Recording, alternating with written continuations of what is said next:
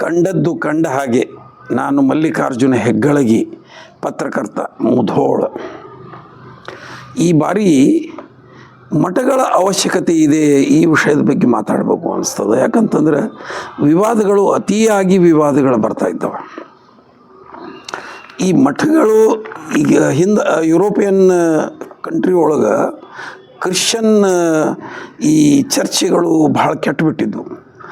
ಆಗ ಅವನ್ನ ಏನು ಮಾಡಿದರು ಅಂತಂದ್ರೆ ಪೂರ್ಣ ಎಲ್ಲರೂ ಬಂದ್ ಮಾಡಿದರು.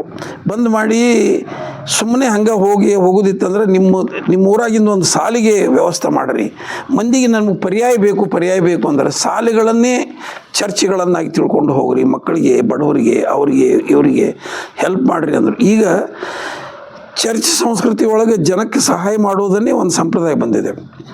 ಹಿಂಗೆ ನಮ್ಮ ಕರ್ನಾಟಕದ ಬಹಳಷ್ಟು ಮಠಗಳು, ಒಂದು ಸೆಕ್ಸ್ ಸ್ಕ್ಯಾಂಡಲ್ ಆಗ್ಯಾವ, ಎರಡನೇದ್ದು ಮನಿ ಮಿಸ್ಯೂಸ್ ಆಗಿದೆ. ಏನಾಯ್ತು, ಒಂದು ಈಗ ಹರಿಹರ ಮಠದ ಒಂದು ಉದಾಹರಣೆ ಇಟ್ಕೊಂಡು ಮಾತಾಡಿದರೆ, ಹರಿಹರ ಮಠಕ್ಕೆ ಯಡಿಯೂರಪ್ಪ 11 ಕೋಟಿ ರೂಪಾಯಿ ಕೊಟ್ಟಾರ. ಈಗ 11 ಕೋಟಿ ರೂಪಾಯಿ ಲೆಕ್ಕಪತ್ರದ ಜಗಳ ನಡೆದಿದೆ ಅಲ್ಲಿ. ಯಡಿಯೂರಪ್ಪ ಕೊಟ್ಟರೆ ಅದಕ್ಕೆ ಒಂದೇನಪ್ಪ ಮಠ ಬೆಳೀಲಿ ಅಂತ ನೋಡಿ. ಈ ಮಠಗಳಿಗೆ ಉದಾರವಾಗಿ ಹಣ ಕೊಡುವ ಸಂಪ್ರದಾಯವನ್ನು ಶುರು ಮಾಡಿದವರು BS ಯಡಿಯೂರಪ್ಪ. ಅವರ ಉದ್ದೇಶ ಒಳ್ಳೆಯದಿತ್ತು, ಆದರೆ ಅದರ ಪರಿಣಾಮ ಒಳ್ಳೆಯದಾಗಿಲ್ಲ. ಎಲ್ಲರೂ ದುರುಪಯೋಗ ಮಾಡಿಕೊಂಡ್ರು. ಎಲ್ಲರೂ ಅವಾಗ ದೊಡ್ಡ ದೊಡ್ಡ ಗಾಡಿ ತೊಗೊಂಡು ಎಷ್ಟು ಒಂದು ಸವನ ಬೇಡಿಕೆಗಳ ಸುರಿಮಳೆ ಆಯ್ತು. ಬೇಡಿಕೆಗಳ ಸುರಿಮಳೆ ಆದಮೇಲೆ ಇವ್ರಿಗೆ ಕೊಡೋದು ತ್ರಾಸಾಯ್ತು. ತ್ರಾಸಾದ್ಮೇಲೆ ಯಡಿಯೂರಪ್ಪ ಟೀಕೆಗೆ ಗುರಿ ಆಗ್ಬೇಕಾತಂದ್ರೆ ಸುಮ್ಮನೆ ಕೊಟ್ಟರೆ ಎಷ್ಟು ದಿವಸ ಕೊಡೋರು ನೀವು? ಹಿಂಗೆ ಈ ಕೊಡುವ ಸಂಪ್ರದಾಯವನ್ನು ಯಡಿಯೂರಪ್ಪ ಮೊದಲು ಆರಂಭ ಮಾಡಿದರು. ಅವ್ರ ಉದ್ದೇಶ ಒಳ್ಳೆಯದಿತ್ತು ಪಾಪ, ಆದರೆ ಅದು ಮುಂದುವರಣೆ ಇರಲಿಲ್ಲ. ಆವಾಗ ಒಂದು ಹೇಳಬೇಕಾದ ಉದಾಹರಣೆ ಇದೆ.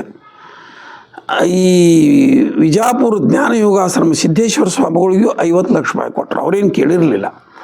50 ಲಕ್ಷ ರೂಪಾಯಿ ಕೊಟ್ಟ ನಂತರ ಅವ್ರೇನು ಒಂದು ಚೆಕ್ ಕೊಟ್ಟಿದ್ರು, ಅದನ್ನು ರಿಟರ್ನ್ ಮಾಡಿದರು ಅವರು. ಕೋಟಾ ಶ್ರೀನಿವಾಸ ಪೂಜಾರಿ ಈ ಗುಡಿ ಗುಂಡಾರದ ಇವ್ರದ್ದು ಈ ಇಲಾಖೆಯ ಮಂತ್ರಿಯಾಗಿದ್ದರು. ಅವರು ದಾನ ದತ್ತಿ ಧರ್ಮ ಇಲಾಖೆದ್ದಾಗಿದ್ದರು.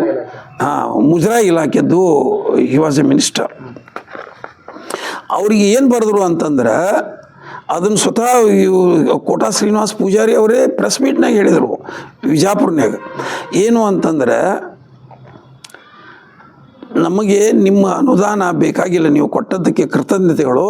ನಮಗೆ ಬೇಕಾಗುವಷ್ಟು ದುಡ್ಡು ನಮಗೆ ಅವಶ್ಯ ಬಿದ್ದಾಗ ಭಕ್ತರೇ ಕೊಡ್ತಾರೆ ಅಂತ. ಎಲ್ಲ ಮಠಗಳು ಭಕ್ತರಿಂದ ನಡೆಯಬೇಕೇ ಹೊರತು ಸರ್ಕಾರದ ಅನುದಾನದಿಂದ ನಡೀತದ ಅಂದ್ರೆ ಅದು ಕಳ್ಕೊಂಡಿದೆ ಅಂತ ಅರ್ಥ. ಅದಕ್ಕೆ ಮಠಗಳ ಬದಲಿ ಇನ್ನು ನಮಗೆ ಮಠ ಇಲ್ಲರಿ, ಎಲ್ಲಿ ಹೋಗ್ಬೇಕು, ಹೋಗಾಕೊಂದು ಜಾಗ ಬೇಕಲ್ರಿ, ಎಲ್ಲರಿಗೂ ಒಂದು ಇದು ಬೇಕು, ಪರ್ಯಾಯ ಕೇಳ್ತಾರೆ. ಪರ್ಯಾಯ ನಿಮ್ಮ ಊರ ಒಂದು ಸರ್ಕಾರಿ ಶಾಲೆಯನ್ನೇ ಒಂದು ನಿಮ್ಮ ಮಠ, ಗುಡಿ, ದೇವಸ್ಥಾನ ಅಂತ ತಿಳ್ಕೊಂಡು ಅಲ್ಲಿಯ ಮಕ್ಕಳಿಗೆ ಸಹಾಯ ಮಾಡುವ ಒಂದು ದೊಡ್ಡ ಸಂಪ್ರದಾಯ ಇದು ಚರ್ಚ್ ಸಿಸ್ಟಮ್ದೊಳಗೆ ಇದೆ. ಇದನ್ನ ಧಾರ್ಮಿಕ ವಿಚಾರ ಆಗಿ ಹೇಳ್ತಾ ಇಲ್ಲ, ಒಳ್ಳೆಯದಿದ್ದನ್ನು ಎಲ್ಲನೂ ಎಕ್ಸೆಪ್ಟ್ ಮಾಡ್ಕೋಬಹುದು.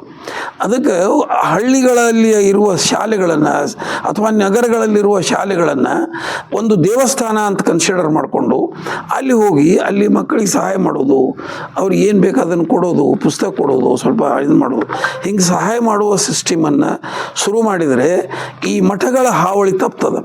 ಈ ಎಲ್ಲ ಮಠಗಳು ಏನು ಆಯ್ಕೆ ಮಾಡ್ಕೊಂಡಾರಪ್ಪ ಅವ್ರ ಕೆಲಸ. ಯಾಕಂದ್ರೆ ಹಿಂದೆ ಮಠಗಳ ಅವಶ್ಯಕತೆ ಆಗಿ ಬಂದಿತ್ತು. ಏನಾಗೈತೆ ಅಂದ್ರೆ, ಆವಾಗ ಸಾರಿಗೆ ಇರಲಿಲ್ಲ, ಯಾರೋ ಹೋಗಿ ವಸತಿ ಮಾಡೋ ಪ್ರಸಂಗ ಬಂದರೆ ಮಠದೊಳಗೆ ಇರ್ತಿದ್ರು, ಅಲ್ಲೇ ಊಟದ ವ್ಯವಸ್ಥೆ ಅಂತ ಮಾಡ್ತಿದ್ರು.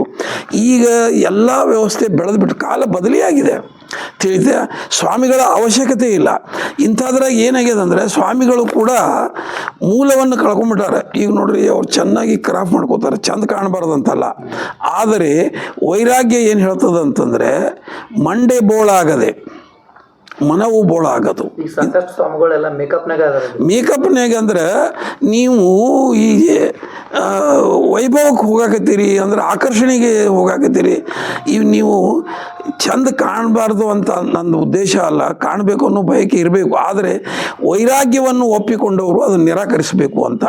ಆ ಕಾರಣಕ್ಕಾಗಿ ಮಂಡೆ ಬೋಳಿಸುವ ಸಿಸ್ಟಮ್ ಬಂತದು ತಿಳಿದೆ. ನೀವು ವೈರಾಗ್ಯ ನಿಧಿಯಾಗಿ ಇರಬೇಕು ಹೊರತಾಗಿ ನೀವು ಒಂದು ಸಿನಿಮಾ ಹೀರೋ ಅವ್ರು ಇವ್ರ ಗತಿ ಮಾಡಿಕೊಂಡು ಸಾರ್ವಜನಿಕ ದುಡ್ಡು ತೊಗೊಂಡು ಮಾಡೋಕ್ಕಿಂತಲೂ, ಯಾಕಂದರೆ ಈಗ ಉಳಿದಿವೆಲ್ಲ ಮತ್ತು ಕುರುಡು ನಂಬಿಕೆ, ಪಾದ ಪೂಜೆ ಅದು ಇದು ಯಾವುವು ಇವು ಇಲ್ಲ.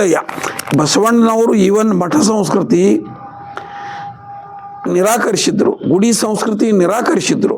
ಇವು ಬೇಡ ಬೇಡ ಅಂದರೆ ಸ್ಥಾವರ ಬೇಡ ಅಂತಂದ್ರೆ ಸ್ಥಾವರ ಕಳಿವುಂಟು ಹೇಳಿದ ಉದ್ದೇಶವೇ ಮಠಗಳು ಬೇಡ ಅಂತ ಅನ್ನೋದಕ್ಕೆ. ಅದಕ್ಕೆ ಮಠಗಳ ಬದಲಿ ಪರ್ಯಾಯ ಮಾಡ್ಕೊಂಡು ಅವ್ರಿಗೆ ಏನು ಮಠ ಬದಲಿಸಿರಿ ಏನು ಹೇಳ್ತಾರೆ, ಎಲ್ಲ ಜಾತಿಗೊಂದು ಮಠಗಳನ್ನು ಮಾಡ್ಕೊಂಡಿದ್ದಾರೆ. ಆರಂಭದೊಳಗೆ ನಾನು ತಿಳ್ಕೊಂಡಿದ್ದೆ ಪ್ರತಿಯೊಂದು ಬೇರೆ ಬೇರೆ ಜಾತಿಯ ಮಠಗಳು ಬರೋದರಿಂದ ಚಿತ್ರದ ಸ್ವಾಮಿಗಳು ಶುರು ಮಾಡಿದ್ದಾರೆ ಇದನ್ನು. ಅವಾಗ ನನ್ನ ಜೋಡಿ ಚರ್ಚೆ ಮಾಡಿದ್ರು ಕೂಡ ಅವ್ರ ಪಾಪ. ಆವಾಗ ಅಂದರೆ ಪ್ರತಿಯೊಂದು ಧರ್ಮಕ್ಕೆ ತನ್ನದೇ ಒಂದು ಆಸ್ಮಿತೆಗಾಗಿ ಅವು ಬರಲಿ ಅನ್ನೋ ಒಂದು ಆಲೋಚನೆ ಇತ್ತು. ಆದರೆ ಅವ್ರದ್ದು ಏನಾಯ್ತು ಅಂದರೆ ಎಲ್ಲರೂ ನಿಮಗೊಂದು ಕ್ಯಾಟಗರಿ ಕೊಡಿಸ್ತೀವಿ.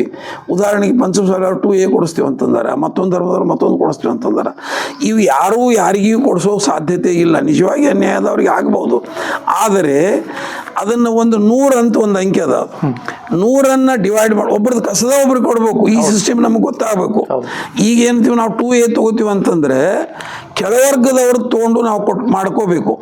ಅಂದರೆ ಕೆಳವರ್ಗದವರು ನಾ ಏನಂತೀನಿ ಅಂದರೆ, ಯಾರಾದರೂ ರಿಸರ್ವೇಷನ್ ಹೋರಾಟ ನಡೆಸಿದರೆ ಎಲ್ಲರಿಗೂ ಉಳಿದ ಸಮಾಜದವ್ರಿಗೆ ನಾ ಕೇಳ್ಕೊಳ್ಳೋ ಕಳಕಳಿಯ ವಿನಂತಿ ಏನಂತಂದರೆ, ಯಾರಾದರೂ ನಮಗೆ 2A ಬೇಕು, ಅದು ಬೇಕು, ಇದು ಬೇಕು ಅಂತ ಹೋರಾಟ ಶುರು ಮಾಡಿದರೆ ದಯವಿಟ್ಟು ನೀವು ಪ್ರತಿಭಟನೆ ಶುರು ಮಾಡಿರಿ. ನೀವು ಹಿಂಗೆ ಕೇಳಿದರೆ ನಾವು ವಿರುದ್ಧ ಹೋರಾಟ ಮಾಡ್ತೀವಿ ಅಂತ ಅಂದಾಗ ಇವರು ಎಚ್ಚೆತ್ತುಕೊಳ್ತಾರೆ. ಯಾಕಂತಂದರೆ ಇನ್ನೊಬ್ಬರು ರೊಟ್ಟಿ ಕಸದ ನೀವು ಕೇಳೋದು ಈ system it's a very wrong. ಅದಕ್ಕೆ ನಿಮಗೆ ಹೇಳಿಕೆಗೆ ಚಲೋ ಅನಿಸ್ತದೆ, ನಾನು ನಿಮ್ಗೆ ಅದನ್ನು ಕೊಡಿಸ್ತೀನಿ ಇದನ್ನು ಕೊಡಿಸ್ತೀನಿ ಅನ್ನೋದು. ಇದನ್ನು ಹೇಳ್ಕೊಂಡು ಚಂದ ಎತ್ತಿ ನಡೆಸಿದ್ದಾರೆ.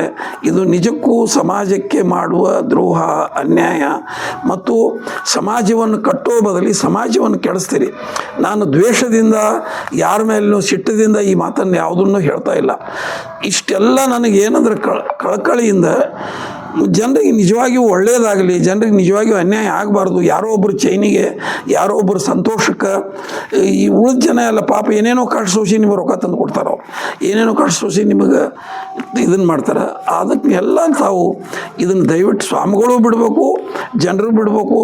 ನಿಮ್ಮ ಓಣ್ಯಾಗಿಂದು ಒಂದು ಸಾಲಿ ಅದು ಇಂಥದ್ದು ಎಡಪ್ ಮಾಡಿಕೊಂಡು ಅದನ್ನೇ ಒಂದು ದೇವರಂತ ನಡ್ಕೊಳ್ಳುವ ಪರ್ಯಾಯ ವ್ಯವಸ್ಥೆ ಬರಲಿ ಅಂತ ಹೇಳಿ ನಾನು ಮಾತು ಮುಗಿಸ್ತೀನಿ. Thank you.